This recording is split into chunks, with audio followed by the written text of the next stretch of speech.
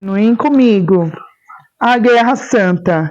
A grande batalha entre o bem e o mal na cidade de Almumana. Capítulo 5.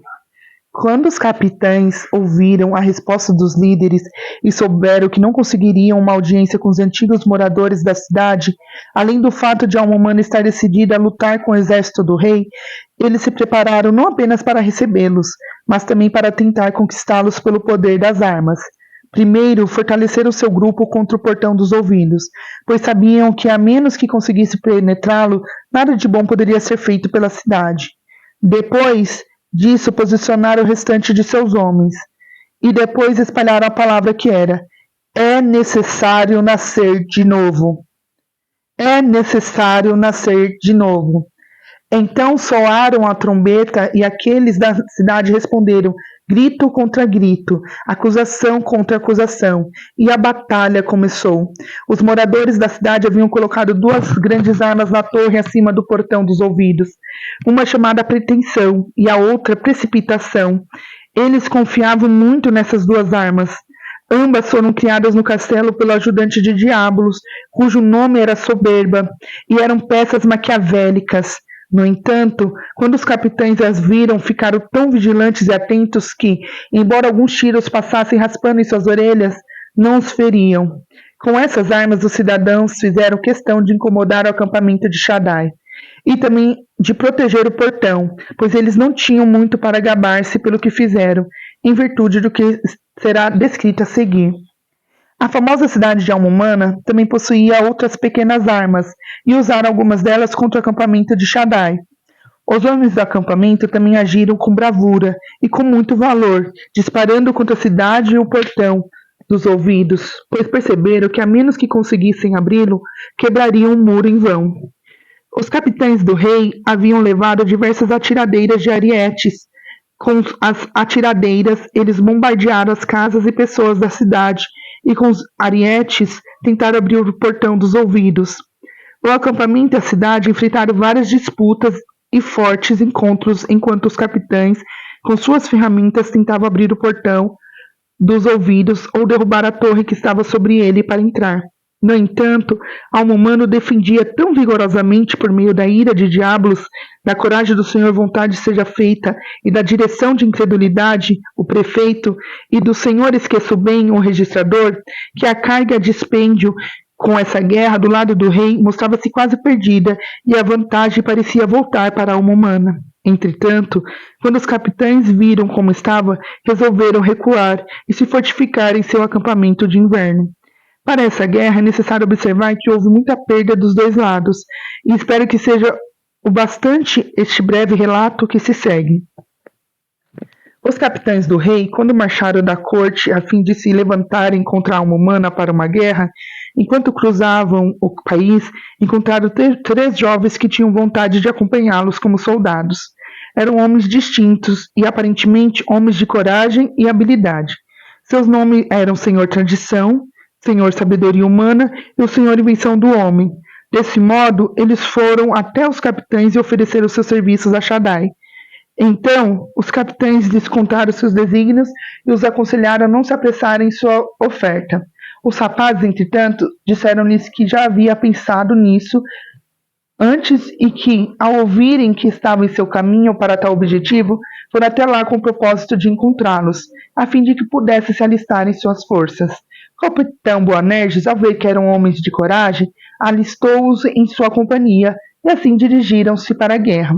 Quando ela começou, em um dos conflitos mais acirrados, ocorreu que uma companhia dos homens do Senhor Vontade seja feita investiu contra a porta de saída da fortaleza, ou portão dos fundos da cidade, e atacou a retaguarda dos homens de Capitão Boanerges, no local onde estavam esses três homens, e os levou como prisioneiros para dentro da cidade. Estando presos há não muito tempo, começou um rumor pelas ruas da cidade que o Senhor Vontade seja feita, levara três notáveis homens como prisioneiros do acampamento de Shaddai. Logo a notícia sobre o que o Senhor Vontade seja feita realizara e sobre quem levara como prisioneiros chegou ao castelo de Diabolos. Então Diabolos chamou Vontade seja feita para saber de fato o que havia acontecido.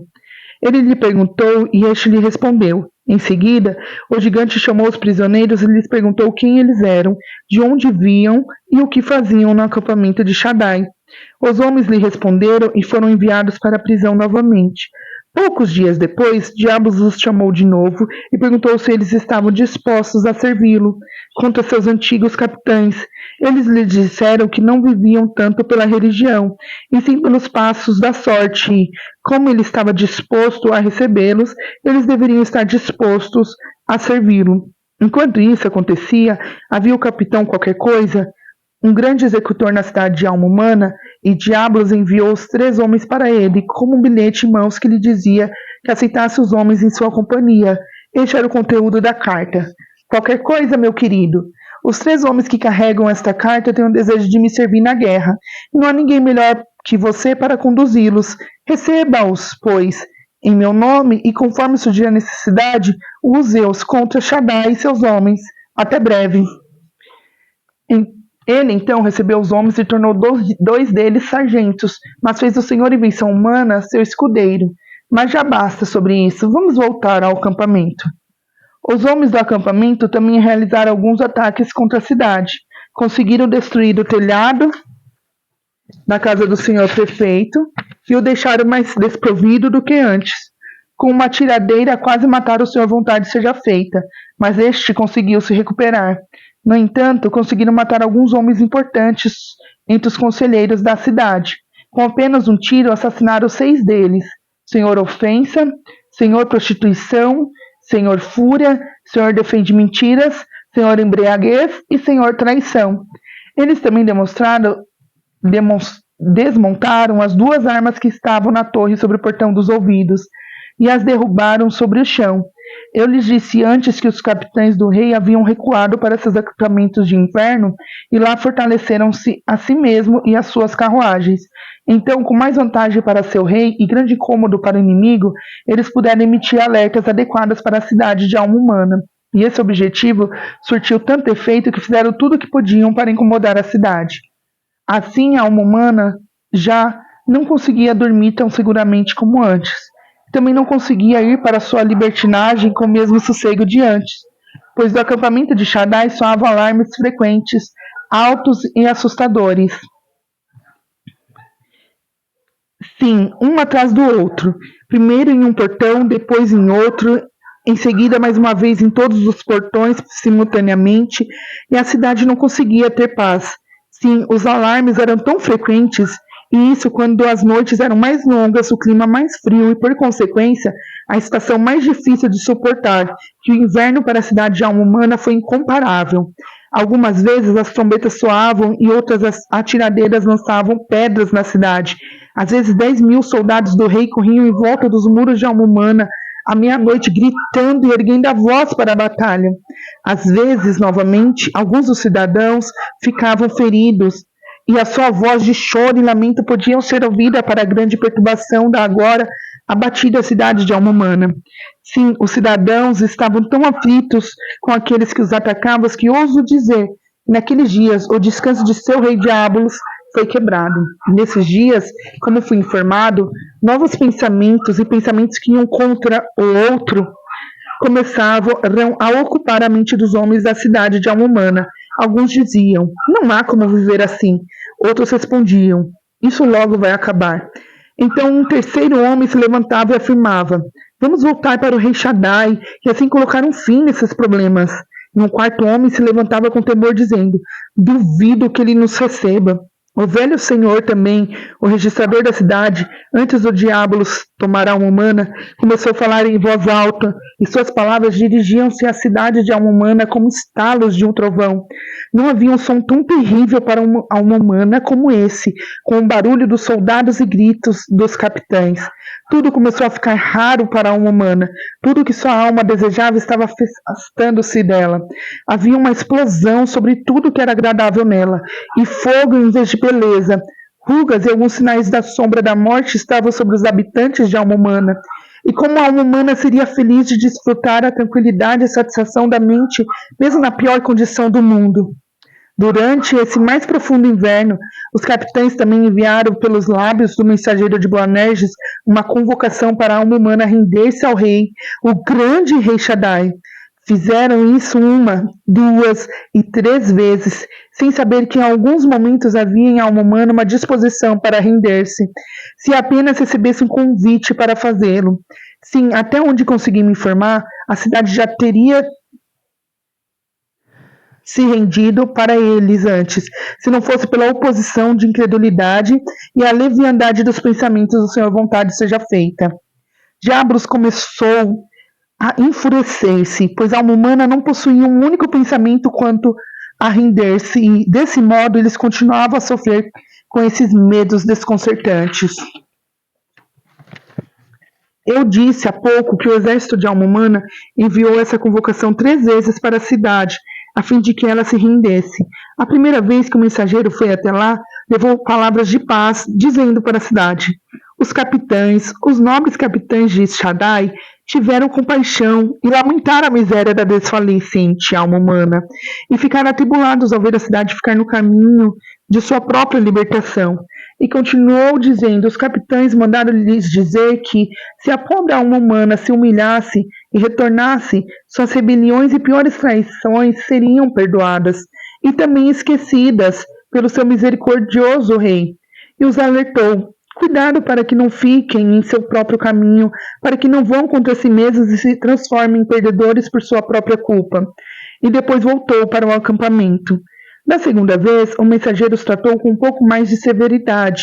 Depois de soar a trombeta, declarou: ao continuarem sua rebelião, apenas irritam e acendem o espírito dos capitães, e eles estão decididos a tomar a alma humana, ou deixar seus ossos diante dos muros da cidade.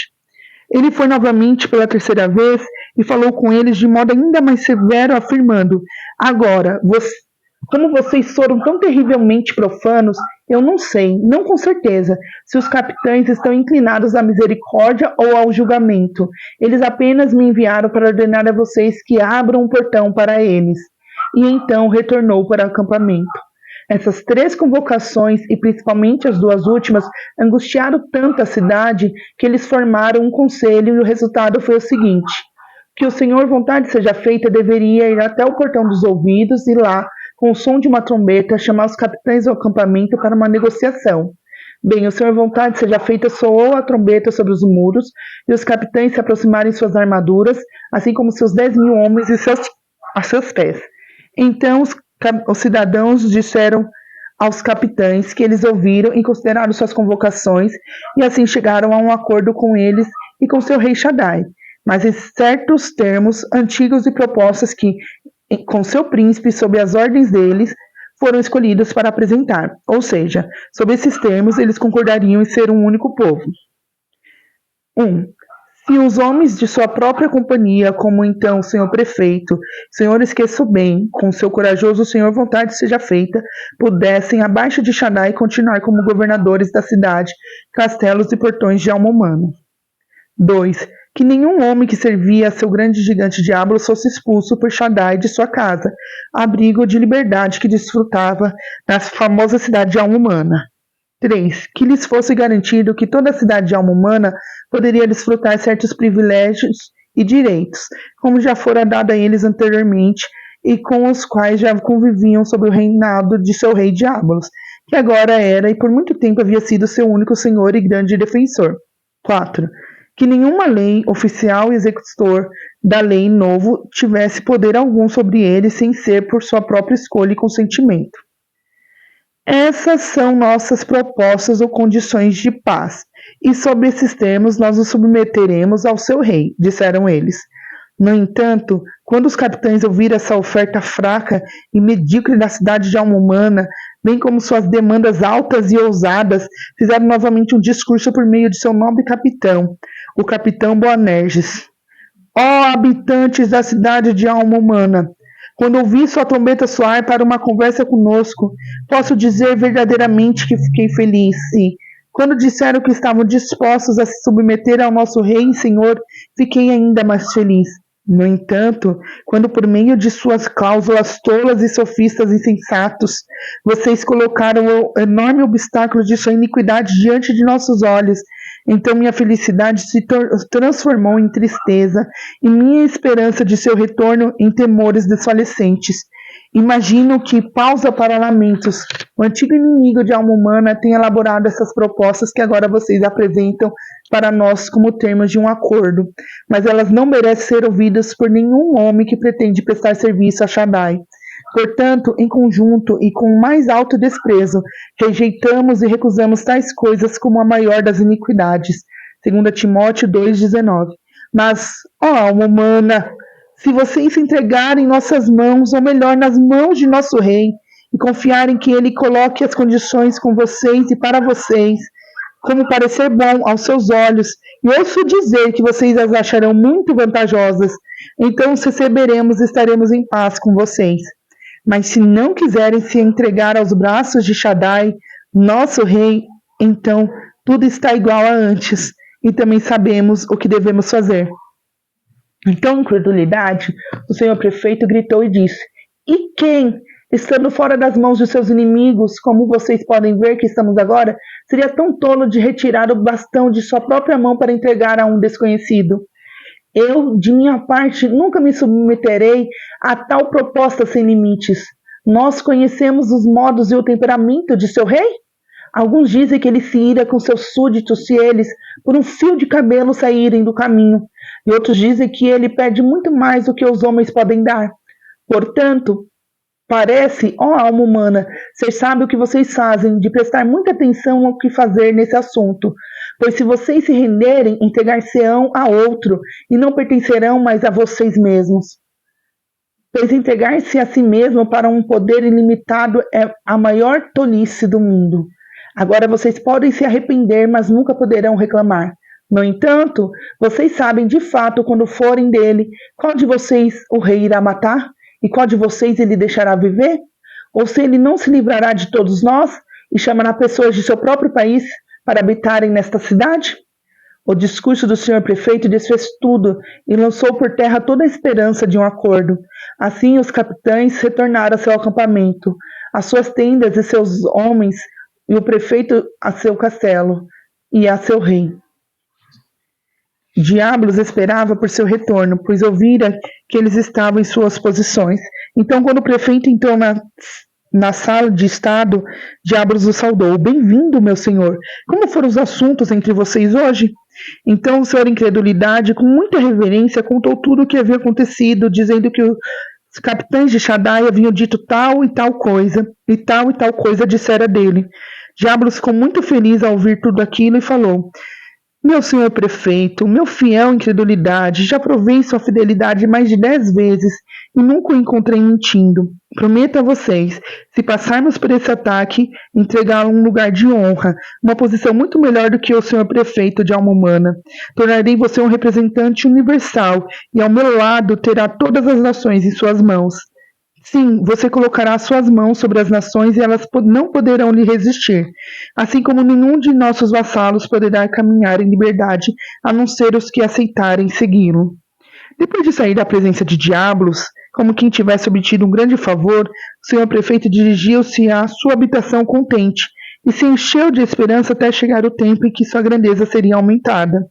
Mas agora, apesar de o senhor prefeito e Diablos terem concordado, isso causou repulsa nos bravos capitães de alma humana, que se revoltaram, pois enquanto o velho incredulidade ia para o castelo a fim de congratular o seu senhor com o que acontecera, o antigo senhor prefeito anterior à chegada de Diablos, ou seja, o seu entendimento, e o antigo registrador, o senhor consciência, ao ouvir o que acontecera no portão dos ouvidos, pois você deve imaginar que eles não suportariam estar naquele debate, a fim de que não suscitassem um motim contra os capitães. Mas, como disse, chegaram a inteirar-se do que ocorrera ali e ficaram muito preocupados. Reuniram-se alguns cidadãos, começaram a persuadi-los sobre o bom senso das exigências dos nobres capitães e sobre as más consequências